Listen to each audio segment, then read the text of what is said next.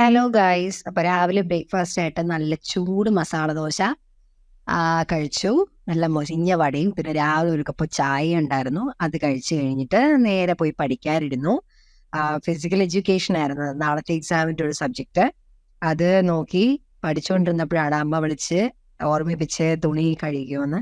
കറക്റ്റായിട്ട് തുണി കഴുകാനായിട്ട് ബുക്ക് മടക്കി വെച്ച് മുകളിലേക്ക് പോകുമ്പോൾ കറണ്ട് പോയി. 10:30-ക്ക് കറണ്ട് പോയിട്ട് ഇപ്പോൾ കറണ്ട് വന്നിട്ട് 5 മിനിറ്റ് ആവുന്നതേ ഉള്ളൂ. ഇപ്പം അതാ തുണി വാഷ് ചെയ്യാനിട്ടു. പിന്നെ നല്ല പൊരിഞ്ഞ ചൂടാണ്. ആവിയെടുത്ത് വശം കേട്ടിരിക്കുകയാണ്. അപ്പം ഏതായാലും ഒന്ന് കൂൾ ചെയ്യാനായിട്ട് നാരങ്ങ പിഴിഞ്ഞ് പഞ്ചസാരയൊക്കെ ഇട്ട് നല്ലൊരു നാരങ്ങ വെള്ളം ഉണ്ടാക്കി ഫ്രിഡ്ജിൽ തണുക്കാൻ വെച്ചിരിക്കുകയാണ്. പിന്നെ ഇവിടെ വന്നിട്ട് ദാ ബുക്കെടുത്ത് പിന്നെയും പഠിക്കാൻ പോവാണ്. എന്നാലും തലയിൽ കയറുമെന്നറിയില്ല. എന്നാലും നാളെ എക്സാം അല്ലേ, പഠിക്കണ്ടേ?